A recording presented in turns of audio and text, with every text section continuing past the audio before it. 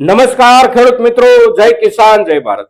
ખેડૂત ભાઈઓ, આપણે ખાતરની ઉપલબ્ધિ અને ખાતરની સમસ્યા આ મુદ્દા ઉપર ઘણી વખત ચર્ચા કરતા રહીએ છીએ અને સાથે સાથે આપણે એવો આગ્રહ પણ કાયમ માટે આપણી ચર્ચામાં રાખ્યો છે કે સ્થાનિક સંસ્થાઓ જે કોઈ હોય છે, સહકારી મંડળીઓ અને તાલુકા સંઘો, એમની સક્રિયતા કેટલી અને જેટલી એમની સક્રિયતા વધારે એટલી જે તે વિસ્તારના ખેડૂતોની ખાતરની સમસ્યા ઓછી અને ઉપલબ્ધિની અનુકૂળતા વધારે. હવે આ ચર્ચા તો આપણે કાયમ કરીએ છીએ, પણ અત્યારના દિવસોમાં આપણા વિસ્તારોમાં ખાતરની સમસ્યાને લઈને જે અવાજ ઉઠી રહ્યો છે એ અવાજને ધ્યાનમાં રાખીને રાજ્ય સરકાર તરફથી ખેતીવાડી વિભાગના અધિકારીઓની એક સ્ક્વોડ બનાવવામાં આવી છે અને એ જે સ્ક્વોડ છે એ આપણા વિસ્તારના વિવિધ ખાતર વિતરક યુનિટો એટલે કે સેવા સહકારી મંડળીઓ હોય કે પ્રાઇવેટ એગ્રો સેન્ટરો હોય એની અચાનક મુલાકાતો લે છે અને ખાતર વિતરણની વ્યવસ્થા કેવી રીતે ચાલી રહી છે, ક્યાં તકલીફ છે, કેવી તકલીફ છે, આ બધા મુદ્દાઓનો અભ્યાસ અને સાથે સાથે જે સંસ્થાઓની વિતરણની જવાબદારી હોય છે એ સંસ્થાઓના વિતરણ કાર્યક્રમનું ઓડિટ એટલે કે એમની પાસે અત્યાર સુધીમાં આવેલો સ્ટોક, ત્યાર પછી એ સ્ટોકનું એમણે કેવી રીતે વિતરણ કર્યું અને જે કાંઈ વિતરણ કરવામાં આવ્યું હોય એ વિતરણને યોગ્ય નમૂનામાં એને નોંધ પડી છે કે કેમ, બિલો બન્યા છે કે કેમ, અને જે કાંઈ બિલો બન્યા હોય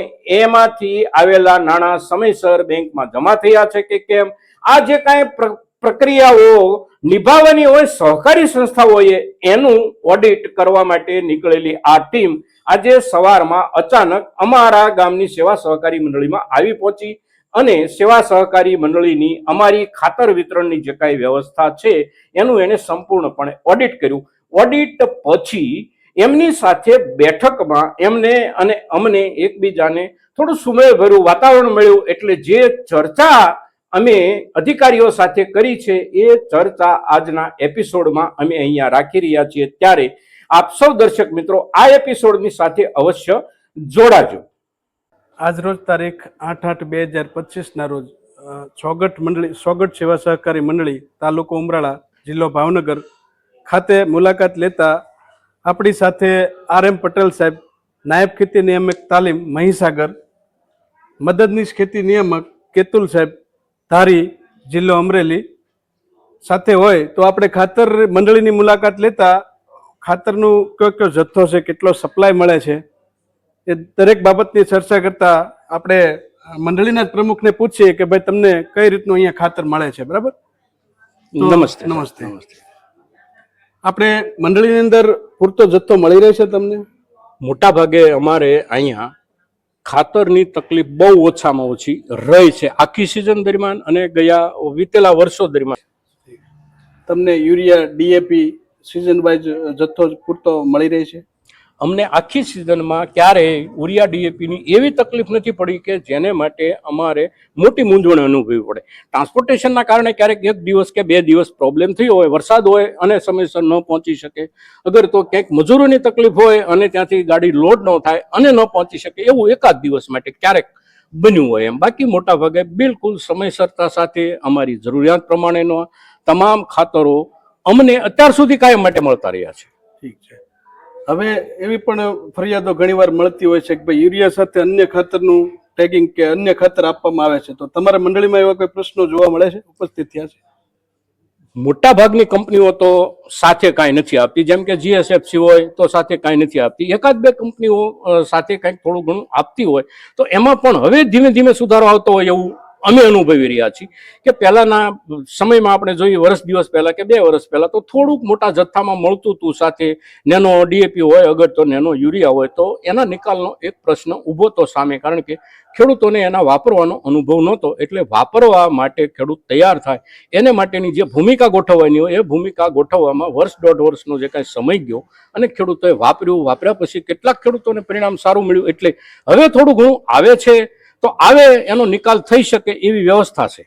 તમારા તરફથી, મંડળી તરફથી કોઈ ખેડૂતોને ફરજિયાત આપવામાં આવે છે? અમે ક્યારેય કોઈ પણ ખેડૂતને કોઈ પણ વધારાની વસ્તુ કે જે ખેડૂત વધારાની ગણતો હોય, એગ્રીકલ્ચર ડિપાર્ટમેન્ટ તરફથી કામ નહીં હોય, પણ ખેડૂતના અનુભવના આધારે એને એવું લાગે કે આ નવું છે, મારે નથી વાપરવું, વાપરીશ તો મને પરિણામ મળશે કે નહીં મળે, આવો જે પણ પ્રોડક્ટ ઉપર ખેડૂતનો એક ભરોસો સ્થાપિત ન થયેલો હોય એવી કોઈ પણ પ્રોડક્ટ અમે અહીંથી કોઈ પણ ખેડૂતને અત્યાર સુધીમાં ક્યારેય ફરજિયાત આપી નથી. હવે તમે અન્ય કઈ વિગત કહેવા માંગો છો આજે મુલાકાતના બેઝ ઉપર?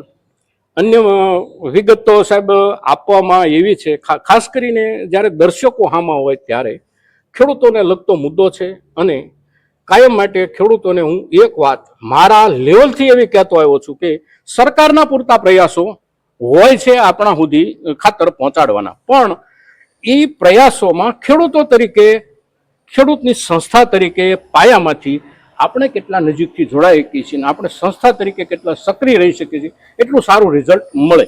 જે સંસ્થાઓ વધારે સક્રિય રહે છે, આ સંસ્થાઓની નીચેના જે કાંઈ ખેડૂતો છે એમનો અનુભવ હંમેશા સારો રહેતો હોય છે.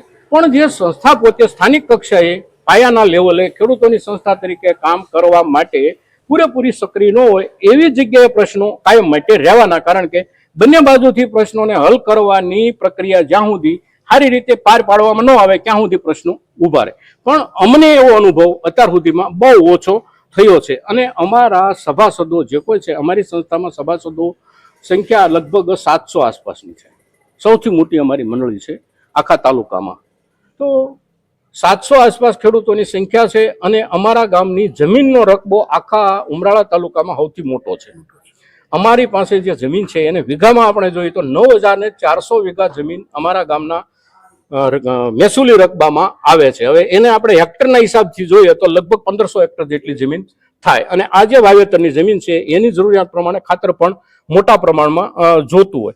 તો એ જે પ્રમાણની જરૂર પડે છે એ પ્રમાણને સાચવી લેવા માટે અમે પ્રયાસો અમારા લેવલે જે કાંઈ થઈ શકતા હોય કરીએ છીએ. અને સાથે સાથે સાહેબ તમારો તો જિલ્લા ખેતીવાડી તરીકે અધિકારી તરીકે મારો અનુભવ હજી 15-20 દિવસ પહેલાનો જ છે કે મારો એક નાનો એવો પ્રોબ્લેમ અહીંયા વિતરણ માટેનો હતો અને સિસ્ટમનો પ્રોબ્લેમ હતો. તમને મેં સવારમાં ફરિયાદ કરી અને તમે મને 4 વાગ્યે સિસ્ટમ ચાલુ કરીને આપી. હવે સિસ્ટમનો પ્રોબ્લેમ ઉકેલવાનો ક્યાં હતો? અહીંથી નહોતો ઉકેલવાનો દિલ્હીથી હતો, બરાબર, સેન્ટ્રલ લેવલેથી. છતાં બલદાણિયા સાહેબનો તે દિવસે મેં ફોનથી પણ પછી આભાર માન્યો હતો એમનો. અને આજે જાહેરમાં પણ હું સ્પષ્ટતા કરું છું કે આવા અધિકારીઓ તંત્રમાં છે. સવાલ એ છે કે એક સંસ્થાના સંચાલક તરીકે સંસ્થાના સંચાલકો કેટલો સંપર્ક કરે છે, કેટલી લાઈવનેસ બની રહે છે એકબીજાની વચ્ચે. આ તમારા કામનો મારો જે અનુભવ છે એ આજે હું સ્પષ્ટ કરું છું કે એક જ દિવસમાં મને પરિણામ મળી ગયું. મારી પાસે ખાતર હતું, સંસ્થા પાસે યુરિયા ખેડૂતોની જરૂર હતી અને અમે બીજા દિવસથી એનું ડિસ્ટ્રીબ્યુશન શરૂ કરી શકીએ. એના માટે તમારા તરફથી જે પ્રયાસો થયા, આ પ્રયાસોનો અત્યારે જાહેરમાં પણ મારે આભાર માનવો પડે અને હું એ આભાર માનું છું તમારો. તો ખેડૂત મિત્રો, આપણે અમારા જિલ્લાના ખેતીવાડી અધિકારી જે બલદાણિયા સાહેબ છે એમની સાથે ચર્ચા કરી. હવે જે ટીમ આવી છે, આ ટીમ આવી છે આપણા વિસ્તારમાં ખાતરની સમસ્યા કેવી છે, ખેડૂતોની સ્થિતિ શું છે, સપ્લાય ચેનલ કેવી રીતે કામ કરે છે અને ખેડૂતોની જરૂરિયાત અને સપ્લાય ચેનલની વચ્ચે ક્યાંક ગેપ હોય તો એને કેવી રીતે પૂરવું અને ખેડૂત સુધી વધારેમાં વધારે સુવિધાઓ કેવી રીતે ખાતરના રૂપમાં અત્યારના સમયની જરૂરિયાત પ્રમાણે પૂરી પડી શકે, એની આખા વિસ્તારની સમસ્યાને સમજી અને ઉકેલ લાવવા માટે જે ટીમ આવી છે એ ટીમના મુખ્ય અધિકારી તરીકે પટેલ સાહેબ આપણી સાથે હાજર છે. એટલે આપણે પટેલ સાહેબને એ પૂછવું છે કે વિસ્તારમાં તમે જે કાંઈ પ્રવાસ કર્યો હોય, આ પ્રવાસ દરમિયાન તમને જે ચિત્ર દેખાયું હોય એ ચિત્ર ખેડૂતોની સામે રજૂ કરો. સાથે સાથે ખેડૂતોએ અત્યારના સમય પ્રમાણે પોતાના ખેતીવાડીના કામમાં, ખાતરના વપરાશમાં ક્યાં કેવા ફેરફારો કરવાની જરૂર છે અને નવા જે કાંઈ વાતાવરણ બની રહ્યા હોય એને કેવી રીતે પોતાના ખેતીના મજબૂત આધાર તરીકે પ્રયોજવાના છે. તો આ એક સવાલ બહુ અગત્યનો છે અને આપણે પટેલ સાહેબ પાસેથી એનો જવાબ લેવાનો પ્રયાસ કરીએ છીએ. તો પટેલ સાહેબ, તમે દર્શકોને આ મુદ્દે અવશ્ય કાંઈક નવું આપો. સાથે સાથે તમે પ્રવાસ દરમિયાન જે કાંઈ જોયું જાણ્યું હોય અને જે ચિત્ર તમારા મગજમાં તૈયાર થયું હોય એને પણ રજૂ કરો ખેડૂતોની સામે. બિલકુલ. ઘણા સમય પૂરા વીકથી અમે ભાવનગર જિલ્લાના જુદા જુદા તાલુકાઓમાં ખાતર વિક્રેતાઓ, ખેડૂતો સાથે સંપર્ક કર્યો છે. ઘણા વિક્રેતાઓની કામગીરી બહુ પ્રશંસનીય છે. આજે પણ જે મંડળી ખાતે આવેલા છીએ ત્યાં પણ વહીવટ અને જે ખાતરની સપ્લાય ચેનલ અને ખેડૂતોને જે વિતરણની કામગીરી નિહાળી બહુ પ્રશંસનીય છે. સાથે સાથે લગભગ વિસ્તારમાં ખાતર સમયસર મળી રહે છે. ખેડૂતોની પણ કોઈ એવી મોટી ફરિયાદો નથી કે અમને ખાતર નથી મળતું. મારા પ્રવાસ દરમિયાન મેં ઘણા ખેડૂતો સાથે પણ ચર્ચાઓ કરી. એમાં મને મુખ્ય એવું જોવા મળ્યું કે જે ખાતરનો વપરાશ છે એ ખરેખર ખેડૂતો દ્વારા મારા નોલેજ મુજબ વધારે પડતો થઈ રહ્યો એવું જાણવા મળ્યું છે. અને એનું કારણ હોઈ શકે કે આપણે વર્ષોથી જમીનને રાસાયણિક ખાતરનું જે એક વળગણ લગાડેલું છે, જેના કારણે જમીનો પણ આપણી નબળી થઈ છે, મૃતપાય થઈ છે અને ખાતર વધુ વાપરવા છતાં પણ એનું ઉત્પાદન આપણું પૂરતું ધાર્યું ઉત્પાદન મેળવી શકતા નથી ખેડૂત મિત્રો. તો અત્યારના સમયમાં હું આ મીડિયાના માધ્યમથી એક વિનંતી કરીશ કે ખેડૂતો અત્યારનું જે માહોલ છે પ્રાકૃતિક ખેતીનો, તો જમીનને જીવંત બનાવવી પડશે. આવનારી પેઢીને આપણે જમીન આપીને જવાની છે. જો આવનારી પેઢી જીવંત જમીન નહીં આપીએ તો આવનારી પેઢી ભૂખે મરશે. તો ખાસ વિનંતી છે કે તમે પોતાની જમીનમાં 1 વીઘો, 2 વીઘા, 5 વીઘા જ્યાં અનુકૂળતા હોય ત્યાં ઘન જીવામૃત છે, જીવામૃત છે, એનો ઉપયોગ કરો. જીવામૃત, ઘન જીવામૃત એક મેળવણના રૂપમાં આપણે છે. ઘણા કરોડોની સંખ્યામાં આમાં બેક્ટેરિયા હોય છે. જે ઉપયોગી બેક્ટેરિયા જમીનમાં જશે, જમીનને ફળદ્રુપ બનાવશે. જમીનની અંદર બેક્ટેરિયલ જીવંત જમીન થશે તો જે પણ આપણી જમીનમાં તત્વોના રૂપમાં પડેલું છે, નાઇટ્રોજન હોય, નાઇટ્રોજન તો હવામાંથી પૂરતા પ્રમાણમાં છે, ફક્ત એને ખાતરના રૂપમાં આપવાનું છે. તો બહારથી ના આપતા હવામાંથી નાઇટ્રોજન જે મેળવે એ ટાઈપના બેક્ટેરિયલ કલ્ચર આવતા હોય છે. તો કુદરતી રીતે આપણી જમીનમાં બેક્ટેરિયા થશે અને જે પણ તત્વો પડેલા છે એને લભ્ય સ્વરૂપમાં ફેરવી અને જે પણ પાકની જરૂરિયાત મુજબનું પોષણ પૂરતું મળશે અને જમીન જીવંત થશે. તો આગામી સમયમાં રાસાયણિક ખાતર વપરાશ ઘટશે અને જમીન આપણી જીવંત થશે. અને ખેડૂતોએ ફેરફાર કરવાની જ્યાં જ્યાં જરૂર હોય એના ઉપર તમે વિચારતા હો, ખેડૂતોની સાથે વાત કરતા હો, પણ છતાં ખેડૂતો પૂરેપૂરું એનો અમલ ન કરે. અગર તો અમલ ન કરવા સાથેના ખેડૂતોના પોતાના કારણો જોડાયેલા. પણ અત્યારના સમય પ્રમાણે, અત્યારના દિવસોમાં જે રૂપમાં ખેડૂતો ખાતર વાપરે છે, આ રૂપમાં ખેડૂતની એક જરૂરિયાત કેટલીક જગ્યાએ વ્યાજબી પણ હોય, કેટલીક જગ્યાએ ગેરવ્યાજબી પણ હોય. તેમ છતાં ખેડૂત એવું સમજે છે કે અમારી જરૂરિયાત છે અને અમારી જરૂરિયાત પૂરી નથી થતી ખાતરના મુદ્દા ઉપર. તો ખેડૂતના મનમાં જરૂરિયાત પૂરી નહીં થતી હોવાનો જે અસંતોષ છે, આ અસંતોષ ક્યારેક ક્યારેક તંત્રની સામે આવે છે, ક્યારેક ક્યારેક સરકારની સામે આવે છે.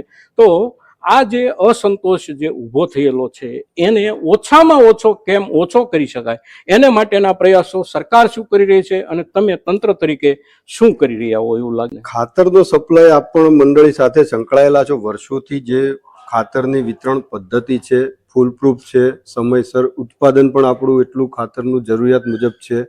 સાથે સાથે સરકાર દ્વારા ઇમ્પોર્ટ પણ જરૂરિયાત મુજબ થતું હોય છે અને મંડળીઓ મારફત આપણે વિતરણ પ્રક્રિયા વર્ષોથી એક નક્કી થયેલ પદ્ધતિ મુજબ કામગીરી થઈ રહી છે. એટલે કોઈ શોર્ટેજ કે એવી તો કોઈ બાબત છે જ નહીં. અત્યારના સમયમાં ખેડૂતોની જરૂરિયાત વધતી જાય છે. જે પહેલા અડધી થેલી યુરિયા નાખતા હતા, આજે 1 થેલી નાખતા થયા. જે ખેડૂતો 1 થેલી નાખતા હતા, 2 થેલી નાખતા થયા. આના લીધે ડિમાન્ડ વધી છે અને જે ખરેખર વ્યાજબી નથી. તો આના માટે સરકારશ્રી દ્વારા એક પેઢી બદલાય છે ત્યારે ટેકનોલોજી બદલાય છે. આજે 2 પેઢીથી આપણે યુરિયા ડીએપી વાપરીએ છીએ. કટ્ટા 50 કિલોના જે કટ્ટા વાપરીએ છીએ એ ખરેખર પેઢી જૂની છે. આજે નવી ટેકનોલોજી સરકાર દ્વારા જે માર્કેટમાં નેનો ડીએપી કે નેનો યુરિયાના માધ્યમથી નવી ટેકનોલોજી આવી છે. ભલે અત્યારે ખેડૂતો સ્વીકારે ના અપનાવે, પણ એ ખરેખર નવી ટેકનોલોજી છે અને હંમેશા નવી ટેકનોલોજી સારી હોય. તો મારી એક ખેડૂતોને વિનંતી છે કે તમે જે તમારી ખેતી પદ્ધતિ છે એમાં નેનો યુરિયા અને નેનો ડીએપીને પણ સામેલ કરો. તો ખરેખર જે તમારી રાસાયણિક ખાતર જે જથ્થાના રૂપમાં તમે આપો છો, જમીનમાં આપો છો, જમીન બગડે છે એ ના બગડે. તો ખાસ વિનંતી કરીશ કે અત્યારના સમયમાં નેનો ડીએપી અને નેનો યુરિયાનો વ્યાપ વધે અને વપરાશ વધે. અખતરાના રૂપમાં પણ પ્રયત્ન કરે એવી વિનંતી છે. સરસ સાહેબ, આભાર. સૌથી પહેલા દરેક દર્શક મિત્રોને વિનંતી કે અહીંયા જે અધિકારીઓએ ચર્ચા કરી છે આ અધિકારીઓ આપણા ખેતીવાડી વિભાગના અધિકારીઓ છે, ખેતીવાડીનું વિજ્ઞાન સમજે છે અને સાથે સાથે આપણી ખેતીવાડી સાથે જોડાયેલી જે કોઈ પ્રક્રિયા અને પ્રવૃત્તિઓ છે આ પ્રવૃત્તિઓ ઉપર પણ વિભાગના અધિકારી તરીકે ધ્યાન રાખવાની એમની ફરજ હોય છે. અને ફરજના જ એક ભાગરૂપે એ જ્યારે આવા પ્રકારના કાર્યક્રમો લઈ અને ફિલ્ડમાં ઉતરે છે ત્યારે એમની સાથે આખા ફિલ્ડના અનુભવો જોડાયેલા હોય છે, આપણા ખેડૂતોનો સ્વભાવ જોડાયેલો હોય છે. આ બધું જ એમની માહિતીના ખજાનામાં હોય છે અને એમાંથી આપણને અત્યારે આ કાર્યક્રમમાં જે કાંઈ થોડું ઘણું જાણવા મળ્યું, સાંભળવા મળ્યું એના ઉપર સમજવાનો આપણે પ્રયાસ કરવાનો છે. અને એક ખેડૂત તરીકે અહીંયાથી જે ચર્ચા સાહેબે કરી આ ચર્ચાને આપણે મહત્તમ કેવી રીતે સમજી શકીએ અને આપણા હિતમાં એનો કેમ વધારેમાં વધારે ઉપયોગ કરી શકીએ આ મુદ્દા ઉપર આપણે કાળજીપૂર્વક ધ્યાન આપવાનું છે મિત્રો. તો આજના દિવસે આજની આપણી આ ખાતર વિતરણની વ્યવસ્થા, ખાતરની ઉપલબ્ધિ અને સાથે સાથે ખેડૂત તરીકે ખાતરના ઉપયોગ અંગેની આપણી માનસિકતા, આ બધા મુદ્દાઓની જ્યારે ચર્ચા કરીએ છીએ ત્યારે મહત્તમ ખેડૂતો સુધી આપણી આ ચર્ચા પહોંચે ખૂબ જરૂરી છે. અને એને માટે આપ સૌના તરફથી પ્રયાસો પણ થશે એવી અપેક્ષા સાથે જય કિસાન, જય ભારત.